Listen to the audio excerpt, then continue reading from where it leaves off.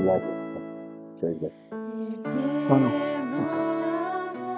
bien, entonces, qué bueno que podamos compartir acá el tiempo de la palabra y que podamos nosotros estar en los asuntos de él. Eh, Tenemos la conclusión, los últimos versículos de la segunda carta de Pedro, y qué bueno que nos podamos unir a esta celebración de haber leído esta segunda carta. Y su conclusión son los dos últimos versículos. Entonces vamos a leerlos. Y dice así, segunda de Pedro 3, 17, 18. Así que vosotros, oh amados, sabiéndolo de antemano, guardaos, no sea que arrastrados por el error de los inicuos, caigáis de vuestra firmeza. Antes bien, creced en la gracia y el conocimiento de nuestro Señor y Salvador Jesucristo. A Él sea gloria ahora y hasta el día de la eternidad. Amén. Bien, son dos versículos que podemos leer rápido. Normalmente los finales de las cartas que no tienen eh, la doxología, los leemos y ya, cerramos la carta. Bien, las cartas que sí tienen la doxología, que es bueno, salúdeme a tal, que, ¿cierto? Que es la última parte. Entonces ya esa parte de conclusión sí queda antes de la doxología de la carta. Entonces acá no hay una doxología, no, él no le manda saludos a nadie, ¿sí? Sino que estos dos versículos son la conclusión. Entonces yo orando sobre este mensaje, primero, yo pienso que es el Espíritu Santo el que sí, dotó a Dani para hacer esta repartición de los temas, o sea, de los versículos, ¿sí? Porque era clave que estos dos versículos quedaran aparte de lo otro, porque es la conclusión de todo lo que hemos hablado en la carta. Entonces, orando le puse yo, o sea, Dios me reveló este título, y es un título raro para esta predica. Se llama La conclusión del panorama de lo que está por venir mediante las instrucciones de cómo hacer un ensayo. Bien, es un título raro, ¿cierto? Y largo. Pero esos son esos dos versículos. Es la conclusión del panorama de lo que está por venir. O sea, nos va a dar un panorama o sea, en la carta nos dio un panorama de lo que está por venir. Bien, estos dos versículos son la conclusión de ese panorama, ¿sí? Y nos dio ese panorama mediante las instrucciones de cómo hacer un ensayo. Bien, y acá estoy refiriendo a la palabra ensayo en su segundo significado, que es el que no es el más usado, porque ensayo a veces lo vemos como que voy a ensayar algo a ver si funciona o no. Ese es el primer significado de la palabra ensayo. Pero el segundo, sí, es un escrito, sí, de lo que tú piensas. Bien, eso es un ensayo. Bien, un ensayo no es, bueno, ¿es bien o no? No, eso no es un ensayo. Un ensayo es que escriba qué es lo que usted piensa. Bien, y cuando enseñamos acerca de hacer un ensayo en filosofía, a los estudiantes, entonces yo siempre uso la segunda carta de Pedro, porque es la carta que mejor explica cómo escribir algo que uno piensa, porque es cortita, solo en 3 capítulos él expone cuáles son las partes de un ensayo y cómo entonces llevarlo a continuación. Entonces, como yo ya había usado una carta para enseñar qué es ensayo, pero pues no me iba a imaginar yo que el Señor me dijese, póngale ese título. Entonces vamos a ver cómo es que estos dos versículos concluyen el panorama de lo que está por venir y sí, lo hace mediante las instrucciones para hacer un ensayo.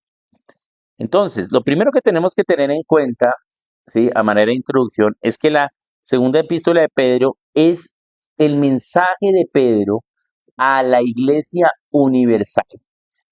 Es un mensaje para todos, sí, para toda la iglesia respecto de la conclusión de qué es ser cristiano. Bien. Entonces, él nos dice allí qué es ser cristiano, ¿sí?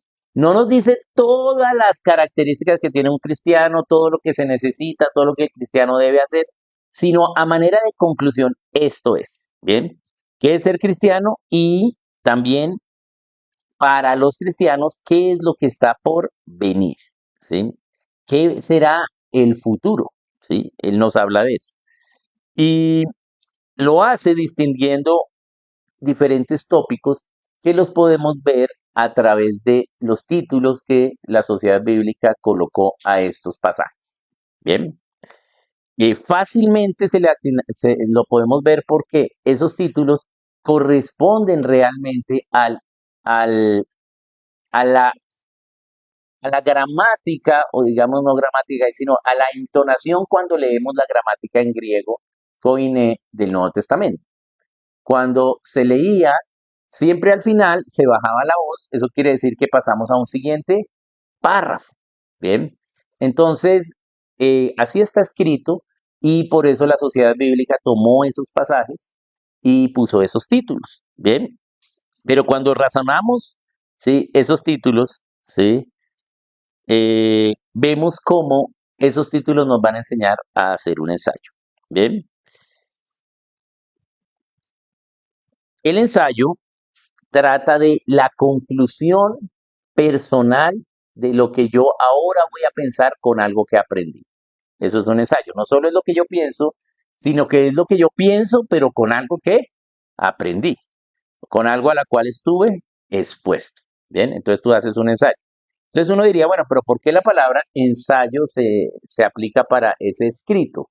Y sí es derivada del primer significado, porque no siempre tú comprendes exactamente todo lo que se te ha enseñado, ¿cierto? Sino que pues escribes a ver si entendió. Porque hablando uno puede más o menos explicar algo, pero cuando lo escribes tienes que usar las palabras correctas, ¿sí? Por lo tanto, estás realmente plasmando o registrando lo que estás pensando. Bien, bien. Entonces, segundo de Pedro 3, 17 y 18 es la conclusión de toda la carta y empieza con así que. Entonces, es lo que nos dice, así que. Y ese así que es una conclusión. Bien, voy a usar este aquí primeramente, porque tengo unas cosas acá y otras acá. Bien, pero voy a hacerlo más pequeño, que me quedó muy grande. Listo. Bien, entonces este así que es una conclusión. Es decir, que así que también puede ser, por lo tanto, debido a esto, ya que, ¿sí? Entonces él está empezando con así que, es decir, todo lo que hemos visto antes, entonces, ¿sí? Ahora es para esto. Ese es el inicio de la conclusión. Ese es el contexto para entender estos dos versículos. Bien, y para entender entonces a qué se refiere ese así que, ¿sí? Nos sirve la enseñanza de el hermano la sesión anterior, ¿sí? ¿Cómo fue que eh, él nos estableció qué era de lo que estaba hablando? Entonces podemos ir ahí al verso 14 del capítulo 3 y del 14 al 16, entonces nos va a decir, ¿sí? A qué se está refiriendo ese así que. Entonces dice, por lo cual, y entonces ahí ¿sí? Tendría que ir más atrás, ¿cierto? ¿Sí? Y si seguimos ahí, vamos a llegar hasta el capítulo 1, ¿bien? ¿Cierto? Porque él empieza a ir diciendo su pensamiento y como es un ensayo, cada párrafo que pones, ¿sí? Tienes que justificarlo con el siguiente, ¿sí? Un ensayo no es tus opiniones y ya, no. Todo lo que dices, tú lo tienes que justificar en el mismo texto. Por eso cuando haces un ensayo te piden que bibliografía, notas, poco de cosas, porque se supone que es tu pensamiento de lo que entendiste, no es solo tu opinión. Pero cuando vamos atrás, entonces podemos ver en los títulos, desde el primer título que está en el capítulo 1, ¿sí? Allí, que es la salutación, pues es una introducción que nos va haciendo, ¿cierto? Y luego nos da unos temas, ¿bien? Entonces tenemos una introducción y unos temas, pero ya al final del capítulo 3, desde el verso 14, él empieza a cerrar el tema para llegar a la conclusión en el 17 y 18. Entonces, ¿cómo empieza a cerrar el tema Pedro del ensayo? Con por lo cual, ¿cierto? Por lo cual, entonces, amados, ¿sí? Estando en espera de estas cosas, ¿de qué cosas? De que el Señor va a venir, ¿sí? De que van a haber falsos maestros, ¿sí? De que tenemos toda la evidencia para saber de Cristo porque Él vino y además nos dejó su palabra, ¿bien? Y de que somos cristianos, ¿bien? Esos son los temas de la carta, los temas de ese ensayo. Por lo cual, procurad con diligencia ser hallados por él sin mancha e irreprensibles en paz. ¿Bien? Entonces, procuren, ¿sí?, estar como cristianos, ser testigos de Cristo. Bien, es lo que nos está diciendo. ¿Sí? ¿Por qué? Porque, eh, y tener entendido que la paciencia de nuestro Señor es para salvación. Es decir, este entendimiento que debemos tener como cristianos, ¿sí?, se da poco a poco. Por eso habla de la paciencia, ¿sí?, en el Señor. El tiempo, el entendimiento, los sufrimientos, ¿sí?, en el Señor se dan para su entendimiento. Así como Pablo lo habla y lo ha hablado, ¿sí?, también, y ha hablado muchas cosas entre las cuales hay cosas difíciles de entender, las cuales los indoctos e inconstantes tuercen, como también los otros, ¿sí?, las otras escrituras para su propia perdición. Entonces está citando los temas acá del 14 en adelante, ahí está citando que van a haber falsos maestros que van a torcer la escritura, que ya no lo había dicho en un título anterior. ¿Bien? Entonces es así que nos está diciendo que debido a todo esto que ya expuso en la carta, que aquí el resumen de lo que expuso en la carta es del 14 al 16, ¿sí? Entonces nos dice, así que vosotros, oh amados, sabiéndolo de antemano, guardaos, ¿sí? Entonces voy a ir mirando aquí qué quiere decir ese vosotros, sabiéndolo de antemano, ¿bien? Entonces, dice, vosotros, significa que este mensaje es para los cristianos, ¿cierto? Eso es lo que significa, vosotros, ¿sí? Dice, entonces, vosotros, o sea, nos está hablando a nosotros, porque la carta está dirigida a las iglesias, ¿sí? Y eso lo vemos en el capítulo 1. En el capítulo 1, en la salutación, dice, a los que habéis alcanzado por la justicia de nuestro Dios y Salvador Jesucristo, una fe igualmente preciosa que la nuestra. Es decir, ese vosotros es a los que hemos alcanzado esa fe, sí, que tenían ellos, ¿cierto? Que es igualmente preciosa, es decir, a los que creemos en Cristo. Entonces nos está diciendo, entonces, todo eso que les dije, toda esa exposición que les dije, ¿sí?, es para nosotros, oh amados, nos ama, ¿sí?, sabiéndolo de antemano. Bien, entonces, sí, si yo leyera solo, así que, oh amados, ¿sí?, también se podría entender que es para nosotros, porque pues dice que la carta es para los que han tenido la misma fe que él, es decir, para los cristianos, y se supone que los cristianos nos aman. Pero él aquí hace un énfasis en poner el vosotros, es decir, que es para nosotros, ¿sí?, este llamado en sí como una conclusión. Bien. Y luego dice, sabiendo de antemano, ¿sabiendo qué? ¿Sí? ¿Qué es lo que ahora sabemos que antes no sabíamos, que nos enseñó él en la carta y que ahora sabemos desde antes que pasa? Bien, porque es sabiéndolo de antemano. Entonces, ¿qué es sabiéndolo de antemano? Entonces, como del 14 al 16 es como el resumen de toda la carta. Voy a usar el 14 al 16, que lo tenemos más frescos, hace 8 días lo vimos, aunque eso mismo lo podemos ver en otros versículos de la carta, ¿sí? Entonces, ¿qué es lo que sabemos de antemano? ¿Sí? Que van a haber algunos, ¿sí?, que las cosas difíciles de entender, ¿sí?, de la palabra, las van a torcer, ¿cierto? ¿Sí? Esos indoctos e inconstantes van a torcer también la escritura, otras escrituras, para su propia perdición. Bien, entonces todo el mensaje de la carta nos habla de que tenemos que estar preparados porque eso va a pasar. No dice que podría pasar, sino que va a pasar. Y no es que va a pasar en los últimos tiempos, ¿sí? Ya a puertas de la venida del Señor, ¿sí? Sino que ha pasado desde que pensó la iglesia, ¿sí?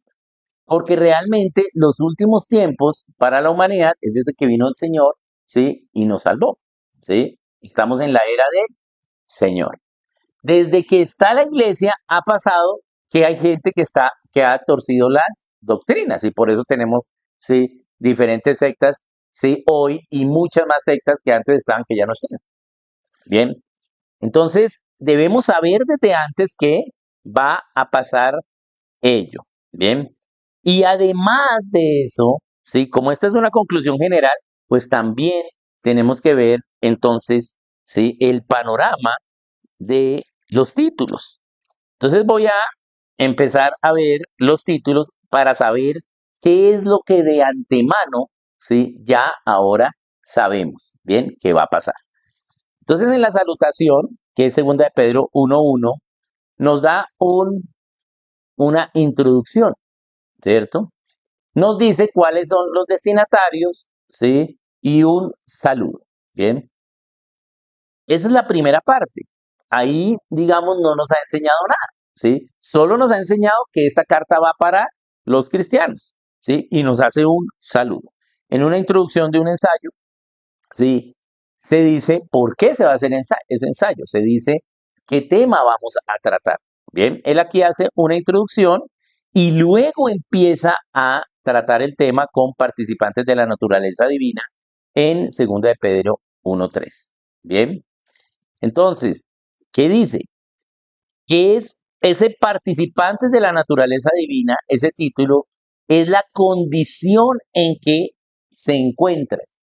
¿Sí? Es decir, nosotros que somos los destinatarios de la carta nos encontramos en una condición. ¿Cuál es la condición que nos encontramos? Que somos participantes de la naturaleza divina.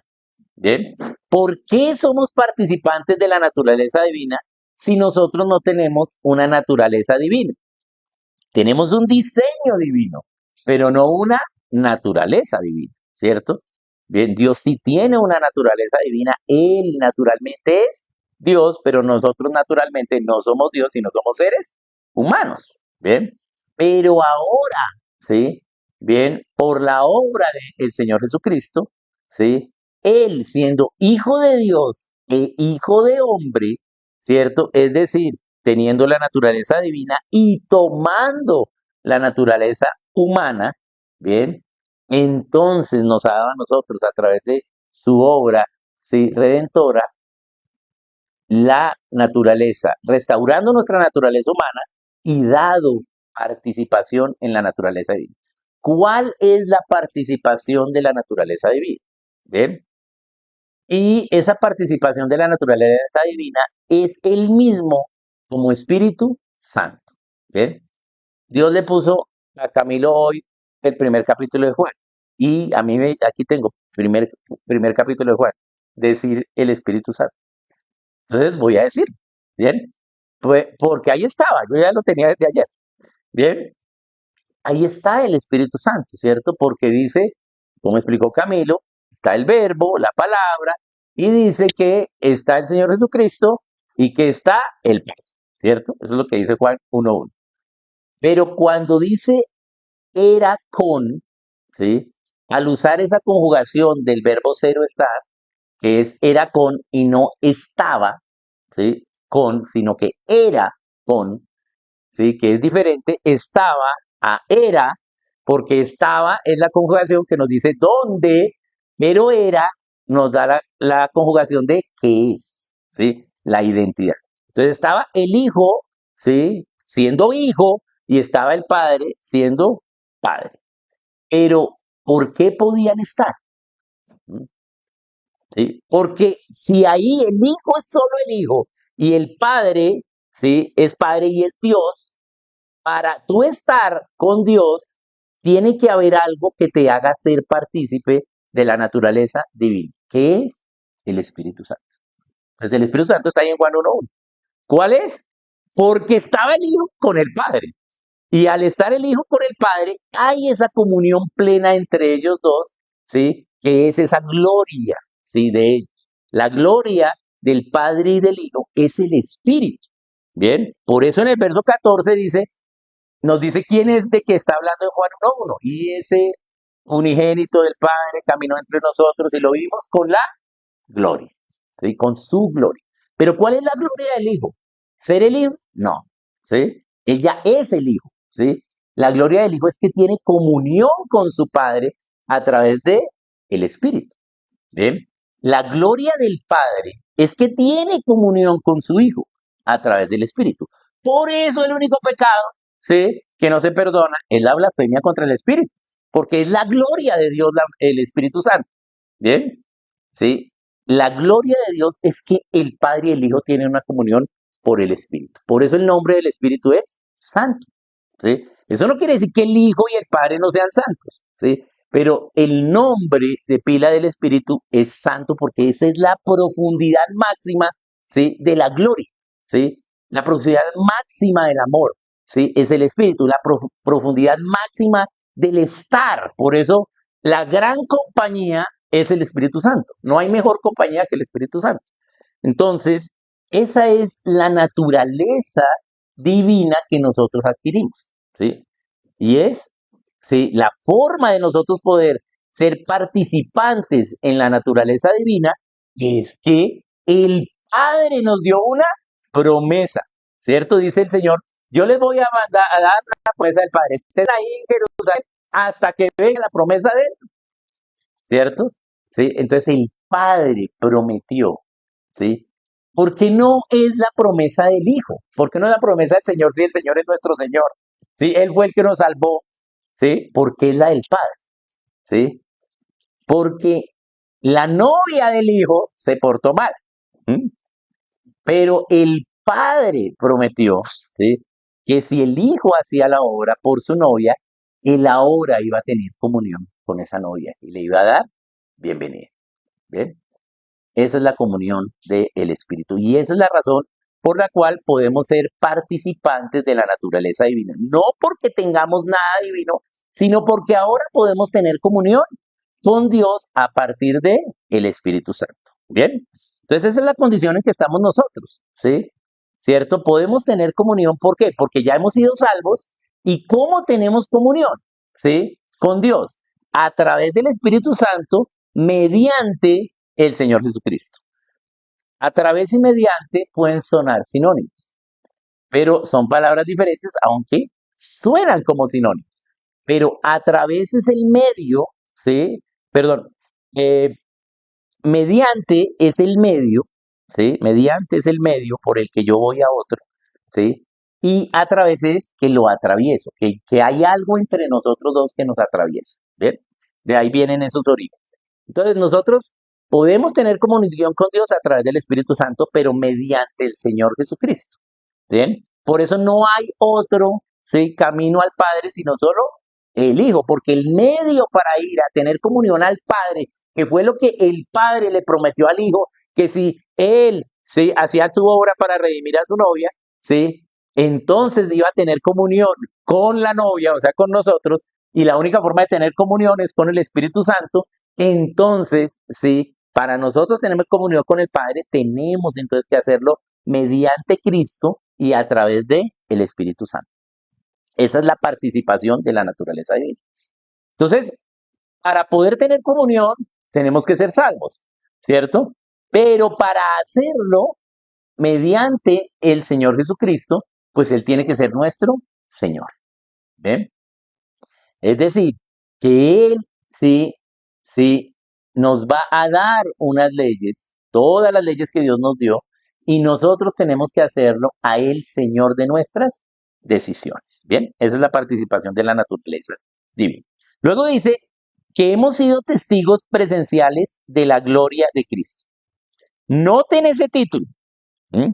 ¿Quiénes son los que dan los títulos en las sociedades bíblicas? Pues son unos lingüistas eruditos, ¿sí? Filólogos, ¿sí? Teólogos, ¿sí? Que para poner ahí una palabra, eso no es, venga, pongamos esta palabra y sigamos, no. Cada palabra tuvo que haberse discutido en un grupo grande de personas, ¿ven? Entonces, cuando vamos a leer allí testigos presenciales de la gloria de Cristo, ahí hay una redundancia. Porque todo testigo es presencial. Y entonces, ¿por qué está puesta? ¿Sí? No fue que se equivocaron, no. Hay una intencionalidad de poner allí la palabra presenciales. Porque no solo fuimos, sí, testigos de Dios, como que Dios nos visitó como en el Antiguo Testamento, que visitaba a los hermanos, ¿cierto? A los que creyeron en él, ¿sí? Y luego se iba.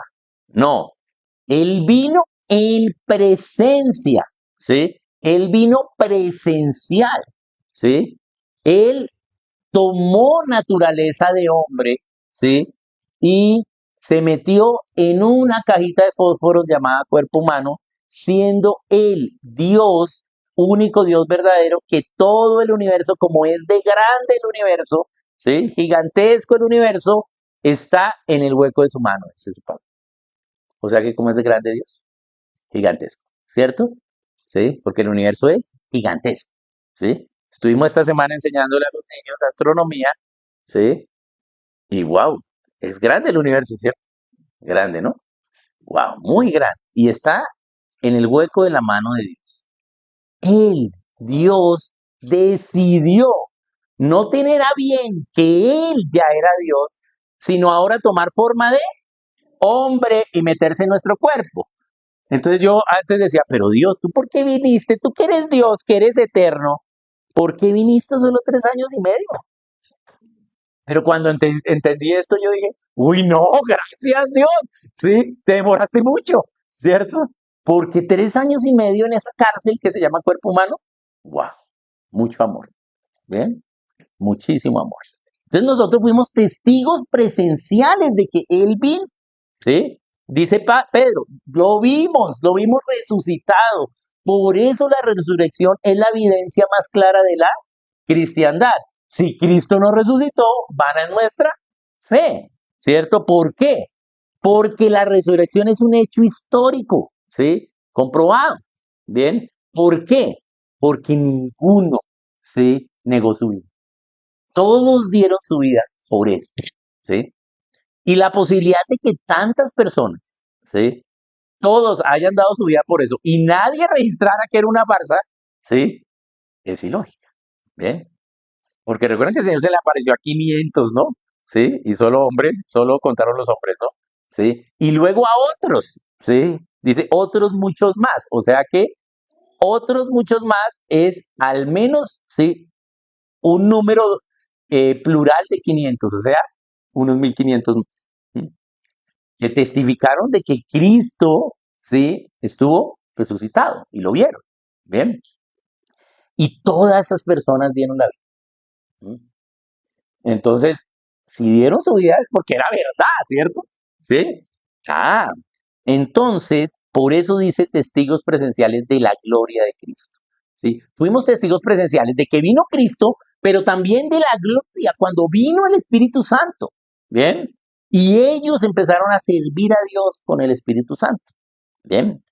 Bien, entonces vinieron y cuando estamos haciendo un ensayo, entonces tenemos introducción, tema y luego justificamos ese tema, ¿sí? Somos cristianos, ¿sí? Somos participantes de la naturaleza divina, pues porque vimos que vino Dios, vino en cuerpo, hizo su obra, resucitó, nos envió el Espíritu Santo. Entonces está haciendo la justificación de su ensayo, ¿sí? Allí Pedro está justificando el tema, ¿sí? El tema que puso primero, que es la condición, que es que somos cristianos o la condición en que nos encontramos.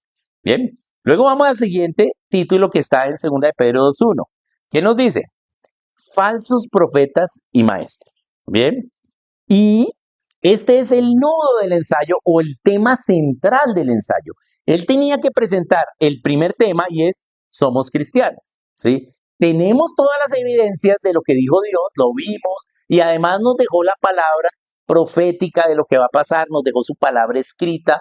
Tenemos toda la evidencia de que no solo que somos cristianos, sino cómo ser cristianos. ¿Bien? Es lo que nos está diciendo.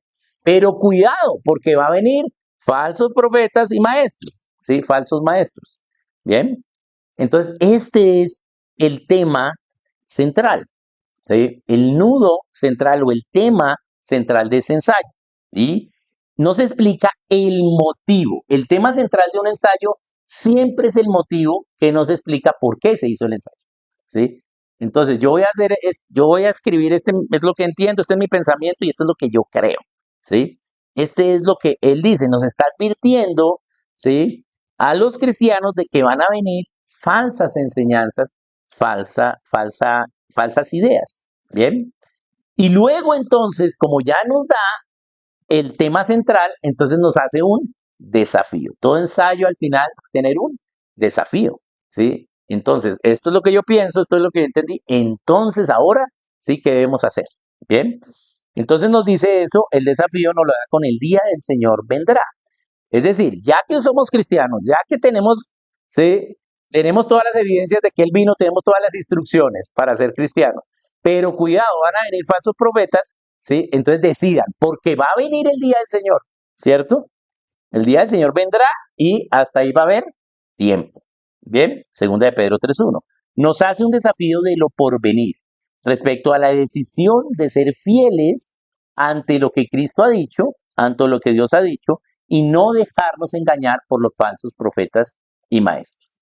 Al final del ensayo te hace la conclusión general en segunda de Pedro, ¿sí? 3, 17 a 18, y el resumen anterior en segunda de Pedro 3, 15 y 16. Bien, entonces ahí vemos, ¿sí? Cómo es un ensayo, pero no les voy a enseñar acerca de un ensayo, solo les está evidenciando cómo es que se hace un ensayo. Entonces, sí, pero vamos a ver qué dice luego. ¿Mm? Entonces dice, pilas, cuidado, ¿sí? Desde antes ustedes ya saben que, ¿sí? Que ustedes son cristianos, que tienen todas las leyes de Dios y todas las evidencias, que cuidado que van a haber falsos profetas, ¿sí? Y que ustedes tienen que decidir si van a ser fieles o no, porque va a venir el día del Señor y no va a haber tiempo. Bien, eso es lo que nos está diciendo. Eso es lo que ya sabemos de antemano. Bien, ya sabemos de antemano. Entonces nos hace el desafío. Guardaos, no sea que arrastrados por el error de los inicuos, caigáis de vuestra firmeza. Bien, entonces ese es el motivo. El motivo de toda la carta, ¿sí? Es que nos guardemos. No solo que tomemos una decisión a ver si sí o no vamos a seguir a Dios o vamos a creer en los falsos profetas o maestros, sino que el motivo profundo es que Él quiere que nosotros nos guardemos y que no sigamos falsas doctrinas, huecas sutilezas, filosofías de hombres. Bien, entonces, ¿por qué qué dice? Dice, guardaos, no sea que arrastrados por el error de los inicuos. Esa palabra inicuos no la usamos mucho hoy. Entonces vamos a definirlo. ¿Qué es inicuo? Literalmente, el significado de inicuo es contrario a la equidad. ¿Sí? Hay in es no, ¿sí? Entonces no, que no está en la equidad o contrario a la equidad. Bien, contrario es decir, contrario a lo que es correcto para todos, ¿sí? Eso es, contrario a lo que es correcto para todos. O también se entiende como malvado o injusto, ¿bien? Más injusto, pero no de justicia, sino de pegado a la verdad. O sea, alguien que no está pegado a la verdad, ajustado a la verdad. Bien, es alguien inicuo, alguien que no está en lo que es correcto para todos. Bien, entonces se está diciendo que hay gente que no va a estar exactamente en lo que dice la ley de Dios. Entonces, debido a que arrastrados por el error de esos, entonces caigamos de estar firmes en el Señor. Bien, entonces, eso es lo que nos advierte él en el verso 17. Y en el verso 18, ¿qué nos dice? Ya nos da la aplicación para desarrollarnos nosotros. Nos da el relacionamiento, nos da eso que les dije, ya entendieron, ahora, ¿cómo lo hacen? Hoy, ¿sí? ¿Cómo lo pueden hacer hoy? Ese es el 18. Bien. Entonces, este es el relacional. ¿Qué nos dice? Ya razonamos, ya entendimos, ¿sí? Entonces ahora, ¿sí? ¿Qué dice? Entonces vamos a leer. Antes bien. Entonces aquí este antes bien ya nos saca de lo que nos dijo antes, sino ahora nos está diciendo hoy. Entonces hagan esto. No hagan eso que les estoy diciendo desde antes lo que va a pasar. Ustedes no lo hagan, sino que para que no hagan eso, entonces sí hagan esto. ¿Sí? Entonces ya lo vuelve aquí personal. Nos da la conclusión personal. ¿sí? Y nos dice, antes bien, creced en la gracia y en el conocimiento de nuestro Señor y Salvador Jesucristo. Entonces, en lugar de seguir a esos maestros que van a venir, entonces lo que debo hacer es crecer en la gracia y el conocimiento de nuestro Señor y Salvador Jesucristo. Bien, suena bonito, ¿m?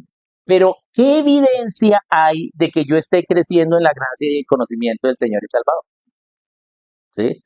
Porque nosotros pues nos congregamos y sí, en la iglesia uno pues aprende algo, nos edificamos unos a otros, ¿sí? Eso es correcto, ¿sí? Pero como explicó el hermano Raúl, ¿sí? En varios versículos, yo solo voy a tomar uno de lo que él explicó, es que tiene que haber una evidencia. Y voy a volver a tomar ahí el 14, ¿sí? La evidencia es que estemos sin mancha e irreprensibles, ¿sí? Él explicó qué quiere decir sin mancha, ¿sí? ¿Qué quiere decir irreprensibles? Es decir, que si nosotros estamos creciendo en la gracia, pues tenemos 10 manchas, pues ahora solo tenemos una, ¿sí? O dos, o 9, ¿sí? Pero ya no tenemos 10, ¿cierto? Entonces crecimos en la gracia y el conocimiento del Señor. Entonces, sin mancha e irreprensibles. De nuevo, acá en el 18 vemos el motivo profundo de Pedro de escribir esta carta. ¿Cuál es? Que no caigamos, que estemos sin mancha, que estemos irreprensibles. Bien, sin mancha, como dije ya, el hermano Raúl lo explicó, pero esta semana estuvimos hablando acerca de un tema, ¿sí? Que es el tema del SIF. Yo no sé si ustedes ya conocen el SIF. El SIF es un limpiador que hicieron unos brasileños, ¿sí? Por error. Bien. Entonces, son unos químicos petroleros de Petrobras, ¿sí? Que le amarraron la reacción química, ¿sí? Y, ¿sí? Resulta que hicieron un limpiador que quita todas las manchas, ¿sí? Que se llama el SIF. El SIF no me está contratando para decir esto, nada, ¿sí? ¿Sí? Entonces ese sí lo empezaron a vender en Brasil, pues para limpiar cualquier cosa. Un super limpiador quita todos de más. Pero es un producto demasiado fuerte. Bien. Entonces hay que saberlo usar. Bien. Luego entonces lo empezaron a usar los argentinos. Pero los argentinos son como, yo no tengo que leer las instrucciones, ¿cierto? Y entonces en Argentina resulta que el SIF causó desastres. ¿Por qué? Porque la gente fue a quitar una mancha de la ropa y le echó demasiado y se le fue la mancha y el color, ¿sí? De la ropa. Entonces hay que usarlo como dicen las instrucciones. Es más, como dicen las instrucciones, yo creo que todavía es mucho. ¿Sí? Porque ellos quieren vender, quieres que tú compres más tarde, ¿sí? Entonces hay que usarlo bien. El SIF no se vendía en Colombia, lo vendían en Brasil, en Argentina y en Bolivia. Entonces, cuando estuvimos en Bolivia, resulta que estuvimos limpiando un monumento, ¿sí? Que había hecho la iglesia en el año 2000 y que le habían dejado botado y era la palabra que Dios le dio para Bolivia de que Bolivia iba a ser una tierra de paz, pero fue en el año 2000 donde empezó el socialismo, ¿sí? O sea que hubo la palabra profética, pero la iglesia no obedeció y eligió el socialismo. Entonces, ahora, entonces, nosotros fuimos y restauramos todo ese monumento, pero ese monumento estaba oxidado, era metálico. ¿Cómo le quitamos las manchas? Échele jabón, nada. Trajimos de todo, nada. Hasta que una brasilera dijo, no, eso toca con SIF, ¿sí? Entonces, bueno, ¿y dónde conseguimos el SIF? Y sí, el SIF quitó todo, ¿bien? Entonces resulta que nos dimos cuenta hace como un mes que en Carulla lo están vendiendo, ¿sí? Entonces, ¡ay, qué sirve! ¿Sí? Y ahora en Ara también lo están vendiendo. ¿Mm? ¿Sí? Entonces estuvimos hablando del SIF. Y el SIF sí quita las manchas. ¿Mm? Bien, pero poquito. No se necesita mucho. ¿Sí? Es solo poquito. Esa es la forma de nosotros quitarnos las manchas. No es, me quité la mancha, necesito mucho, necesito que todos me vean. ¿Sí? Como ahora estoy de limpio. No. ¿Sí? Porque no somos nosotros los que quitamos la mancha. Es Dios el que quita la mancha. ¿Sí? Bien. Entonces, estuvimos hablando de que es quitar la mancha. Y sí, el SIF quita las manchas. Bien. Pero nosotros podemos tener muchas manchas y podemos ir rindiéndolas al Señor. ¿Por qué? Porque entendimos la gracia y conocimos algo más de Él y entonces ahora nos arrepentimos de lo que hacíamos y al arrepentirnos, restablecer, restituir, entonces se quita nuestra mancha. ¿Bien? Entonces es fácil entender lo que es sin mancha. Pero veamos ahora lo que es entender irreprensible. Bien, irreprensible quiere decir ahí está en negación, no dice in, sino y, ¿sí? Entonces es negación, o sea que no, ¿sí? Que no. Ese es i. Re ahí es de nuevo, es volver a algo, a algo por segunda vez mínimo o por una nueva vez, ¿sí? O sea, que no vuelva por una nueva, o sea, que no vuelva por segunda vez. ¿A qué? Prensible, a ser prendido, ¿sí? A ser capturado en flagrancia, ¿sí? Eso es lo que es irreprensible, ¿sí? Porque la gente a veces entiende mal porque el versículo donde más se ha enseñado irreprensible es el de Timoteo, de que los ancianos deben ser irreprensibles. Ah, sí, los ancianos deben ser irreprensibles, o sea, inmaculados nunca pecan, ¿sí? No, también pecan, ¿sí? Pero deben ser irreprensibles. Es decir, pudieron pecar, ¿sí? Pero pudieron confesar su pecado, arrepentirse, hacer un proceso de restauración, restituir, ¿sí? Lo que dañaron, restablecer las relaciones, ¿sí? Y listo, pueden seguir siendo ancianos. Ahora, si otra vez vuelve al hábito de, ¿sí? Ese pecado, ahí sí ya no puede ser más anciano, ¿cierto? ¿Por qué? Porque volvió a lo mismo, pero no me refiero a que un día levantó la voz y luego se arrepintió y luego otra vez levantó la voz, no, ¿sí? Se refiere a un pecado público, ¿sí? O sea, un pecado que afecte a la iglesia, ¿bien? Todos los pecados afectan a la iglesia, ¿sí? Pero un pecado que sea de afectación a la iglesia por la autoridad que tienen los ancianos, ¿sí? Entonces, por ejemplo, un pecado de inmoralidad, ¿bien? Bueno, la embarró, está bien, va a hacer un proceso, ¿sí? Restableció, restituyó, listo, ¿sí? Pero otra vez, ya no puede ser anciano, ¿sí? Bien, fue lo que pasó con este hermano hace 2 años, se me olvidó ya el nombre, decía decir, pero no lo anoté. Eh, bueno, este hermano que encontraron del Instituto de los, estoy acá pensando las palabras que uso para molestar a mi amigo Alberto Rabinovich por estar estudiando allá. Está estudiando teología allá en Centroamérica con los reformados, ¿sí? Tolopillo y su compañía son buenos, son buenos. Si no estoy diciendo nada, ¿sí? Yo estudié con ellos en el 90, el pico, ¿sí? Eh, entonces, uno de ellos, los maestros de ellos, hace como 2 años, 1 año y medio, fue descubierto en inmoralidad, ¿sí? Entonces, pues, sí, entonces él, pues fue retirado. ¿Sí? ¿Ven? ¿Por qué? Pues porque tiene que ser irreprensible. Persona, pues allí en autoridad, pues tiene que ser irreprensible. ¿Bien? Entonces, eso es irreprensible. ¿Sí? Entonces, ¿qué dice? Nosotros estemos creciendo en la gracia y el conocimiento de Dios, ¿cierto? Entonces, ¿cómo estamos creciendo en la gracia y el conocimiento de Dios? Pues quitándonos manchitas, ¿sí? Usando ese sí, ¿sí? Que no es en sí el sí el que quita la mancha, sino en nosotros quien quita la mancha, pues es Dios, ¿sí? Como cuando nos rendimos a Él y restablecemos su ley en nosotros. O sea, lo hacemos, Señora, ¿bien? Y luego dice que no, ¿sí? Y dice allí, él quiere que no, digo antes, que no caigamos de esta firmeza que tenemos. Es decir, no es que estemos todo manchados, hay cosas en las que sí estamos firmes, pero hay cosas en que estamos manchados y hay cosas que ni siquiera vemos nuestras manchas porque todavía no conocemos que eran manchas. Creemos que están bien.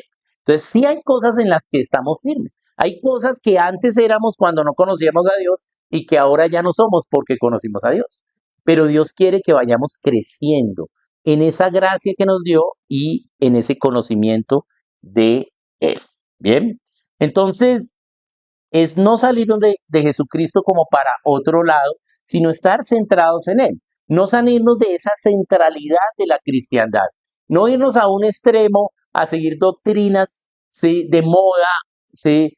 O doctrinas que llegan nuevamente, por ejemplo, la idea judaizante, ¿sí? Entonces nos vamos a la idea judaizante. ¿Sí? Entonces nos estamos saliendo de la centralidad de Dios. Bien, o por el otro lado, entonces no, nos vamos una apatía para Dios, ¿cierto? Entonces nos vamos al otro extremo. Pues sí, yo soy cristiano, pero ay, sí, ya, ya perdí ese primer amor, ya, ay, qué pereza ir a la iglesia, ¿cierto? ¿Sí? Y me vuelvo a salir allí de la centralidad. Él quiere que eso no pase.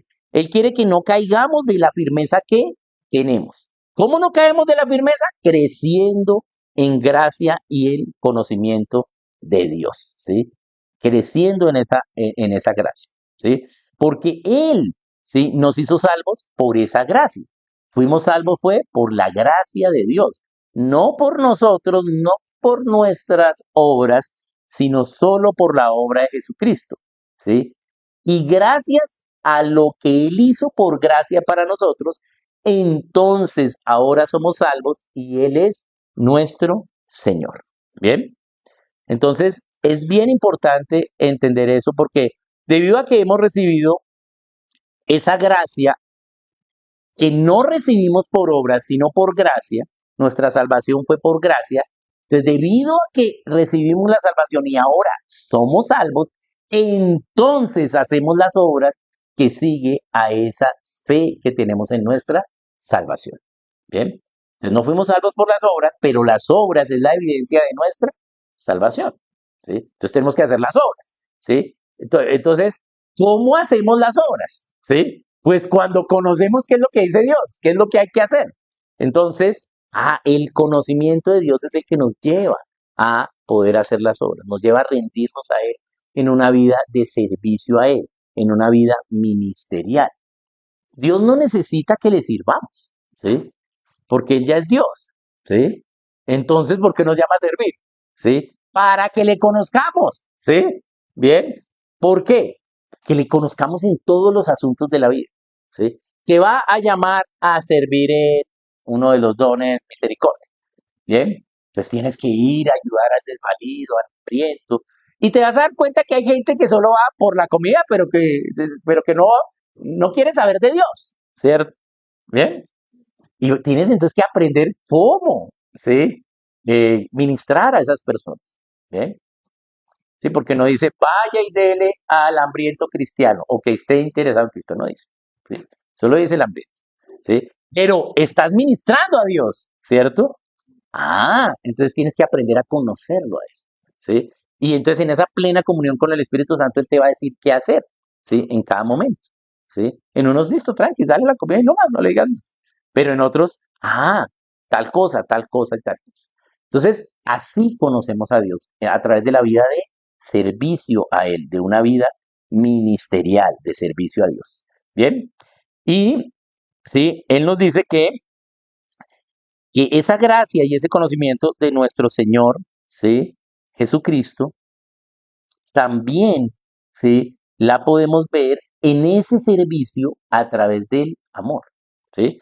Porque en Filipenses 1, 9, 10, que también lo citó Raúl, ahí habla acerca del conocimiento de Dios. Vamos a ir a Filipenses 1, 9, 10 nuevamente. Bien, dice, voy a leer no, del 9, sí. Dice, y esto pido en oración, que vuestro amor abunde aún más y más en ciencia y en todo conocimiento. Bien, para que aprobéis lo mejor a fin de que seáis sinceros e irreprensibles para el día de Cristo. O sea, lo mismo que está diciendo Pedro, ¿sí? Pruébense en amor, ¿sí? Para que sean irreprensibles, porque el día del Señor va a venir. Bien, entonces, ¿cómo se prueba el amor? ¿Qué nos dice la Biblia? A partir de la abundancia del conocimiento de Dios. ¿Bien? Porque nosotros confundimos amor a veces con querer, pero amor no, querer incluye amor, pero no es la definición de amor. ¿Bien? Pero confundimos amor con querer. A veces confundimos amor con amar, ¿sí? Pero amor es el conocimiento, ¿sí? De quién es el amor, que es Dios, ¿sí? Y como yo le conozco, entonces ahora me puedo amar a mí mismo y puedo amar a mi prójimo como a mí mismo. ¿Ven? Entonces, por eso es que puedo servir en amor a otros, ¿sí? Por eso es que puedo tener paciencia, por eso es que puedo tener humildad, ¿sí? ¿Por qué? Porque conozco a Dios. ¿sí? Bien, entonces el amor se muestra solo como una consecuencia del conocimiento de Dios. ¿Sí? Bien, hay gente que conoce harto a Dios, ¿sí? Bastante, ¿sí? Y usted los ve y dice, "Wow, esta persona tranquila, ¿sí? Y todo lo que ha hecho, wow, fresca, ¿m? Bien, wow, ¿sí? Eso se da también con el tiempo. Entre más tiempo uno ha tenido para conocer a Dios, ¿sí? ¿Sí? Más le conozco cómo es Él, más tranquilo estás en la vida, ¿sí? Más lejos de lo que tú eres y eras, estás. Bien. Entonces, el amor tiene que ver con el conocimiento de Dios. Dice que abunde aún más, que vuestro amor abunde aún más en ciencia y en todo conocimiento. Es decir, sí, en el conocimiento, sí, de Dios y en todos los demás conocimientos. Bien. Eso es lo que nos dice allí de el amor, ¿bien? Que nos amemos, para que no caigamos en firmeza y crezcamos en esa gracia y ese amor, ese conocimiento de nuestro Señor y Salvador.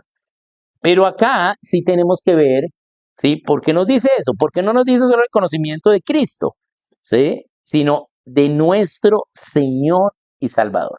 Es decir, que el conocimiento de Dios que nos va a llevar al amor, ¿sí? Tiene que verse en dos partes, en el señorío y en la salvación.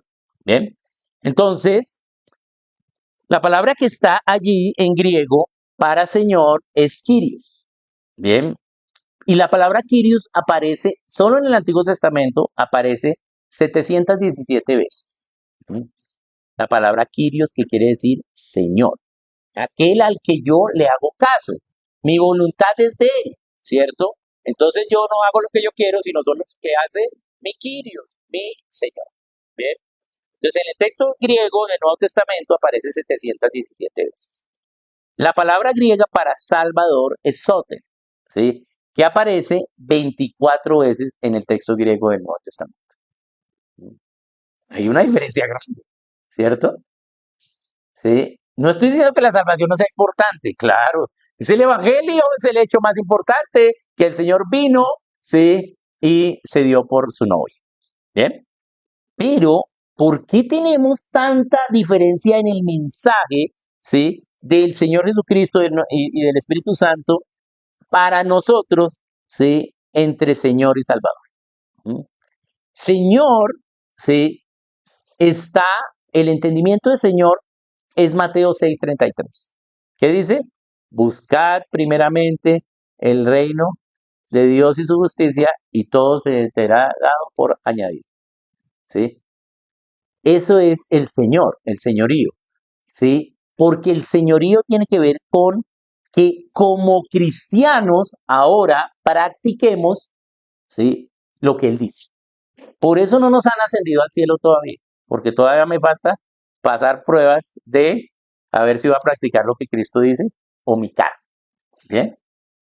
Porque aunque hemos sido salvos en nuestro espíritu, recordemos que estamos, ¿sí? En pos de la salvación del alma y no estoy diciendo que no, nuestra alma no vaya a ser salva como tal, pero sí va a llegar a un examen que se llama Tribunal de Cristo, donde van a salir nuestras decisiones. ¿Bien? Y ahí está el prontuario de todos nosotros. Y ahí están todas nuestras obras. ¿Sí? Y nadie tiene más buenas obras que malas. ¿Sí? Nadie. ¿Sí? Es una carrera de quién tiene menos obras. ¿Sí? Y ahí van a salir todas nuestras obras. ¿Sí? Y está el acusador en ese juicio. ¿Sí? Y que dice, si ve, mire, este hizo esto. Y tenemos abogado, ¿cierto?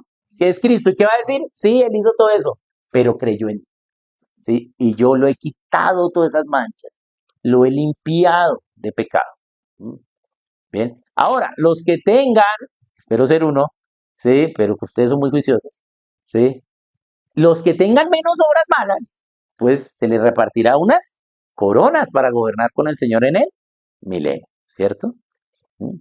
Y los que no, a los que no alcancen a las coronas, van a estar durante ese tiempo, ¿sí? Esperando el milenio para luego el juicio de las naciones y luego el juicio del tribunal del trono blanco y nos vamos para el cielo. Pero ¿Qué es lo último que se necesita para ya entrar al cielo? Que nos quiten este cuerpo.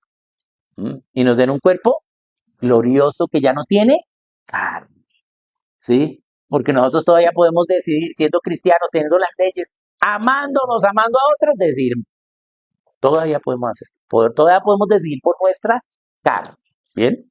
Todavía, ¿bien? ¿Sí? Ayer decidí por mi carne, estaba en la escuela de padres y me presentaron un nuevo postre venezolano, se llama bomba, nunca lo había visto, ¿sí?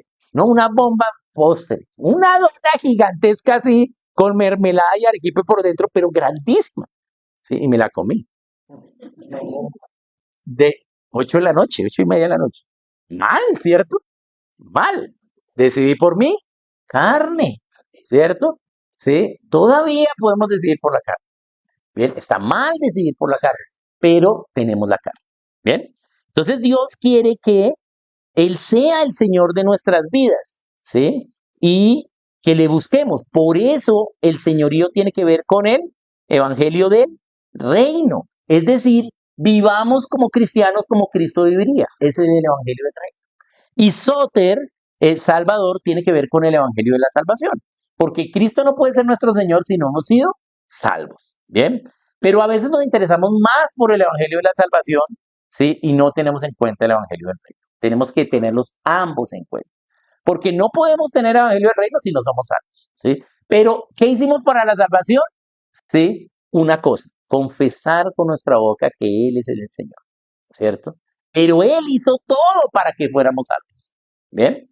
Y ahora como salvos, entonces podemos tener Señor, ¿sí? Y es lo que quiere decir Señor, ¿sí? Que ahora ya no decido yo, mas Cristo vive en mí y yo hago lo que Él nos manda hacer, lo que Él hace. Pero ¿qué hace Cristo? Lo que ve hacer al Padre, ¿sí? Porque la voluntad de Dios es buena, agradable y perfecta. Bien, ese es el señorío. Por eso nos hace ese énfasis ahí de Señor y Salvador Jesucristo. Entonces, crezcamos en la gracia de que hemos recibido de la salvación y crezcamos en el conocimiento de Dios, el Evangelio del Reino, ¿sí? Para que Él sea nuestro Señor y Salvador. Tengamos testimonio de que podemos obedecer las leyes de Dios, ¿sí? Y si aún no ha ascendido al cielo es porque todavía nos falta testimonio. Bien. Y luego al final concluye. La conclusión, el registro final es a Él sea la gloria, ahora y hasta el día de la eternidad. Amén. ¿Sí? Pues a el Señor Jesucristo sea la gloria, ahora y hasta el día de la eternidad. Es decir, ese ahora es muy importante, porque eso que acabas de conocer de Dios, ahora lo puedes poner en práctica y desde aquí hasta el día que vayamos al cielo. ¿Bien? Hasta que Él venga y nos den ese nuevo cuerpo, yo puedo negar a mi carne y ya no decidir por mi carne, sino decidir por el señorío de Cristo. ¿Sí? Desde el momento en que entienda algo de los principios de Dios, puedo aplicar. Es lo que nos está diciendo. Ahora y hasta el día de la eternidad. ¿Cómo es la gloria para nuestro Señor y Salvador Jesucristo? ¿Sí? La gloria es, sí, ya vimos, es el Espíritu, ¿cierto? ¿Sí? ¿Y cómo se manifiesta? ¿Cómo nosotros le damos la gloria, ¿sí? Al Señor Jesucristo cuando vivimos en el Evangelio del Reino? ¿Sí? Es decir, debido a que Él nos dio el Evangelio de la salvación, ahora entonces nosotros, sí que somos salvos, vivimos como Cristo viviría en cada asunto de la vida. ¿Y qué nos dice al final? Que lo hagamos hasta que Él venga, ¿sí? Puede ser que seamos ascendidos al cielo antes de que Él venga, pero cada vez está más cerca esa fecha, ¿sí? Y que así sea. ¿Sí? Ese amén final es el amor de Pedro por la iglesia diciendo, hagan esto, que así sea, ¿sí? Que ustedes que son salvos ahora practiquen los principios de Dios y que así lo hagamos. Ese es el desafío final, el registro, ¿sí? Que nosotros realmente con todo lo expuesto acá en Segunda de Pedro podamos saber, ¿sí? Que tenemos esperanza ya, ahora, ¿sí? Y de aquí en adelante hasta que Él venga. Seamos testimonio de Cristo, podamos a través de lo que nosotros sirvamos a Dios, ¿sí? Que otros también le conozcan. ¿Bien? Muchas gracias.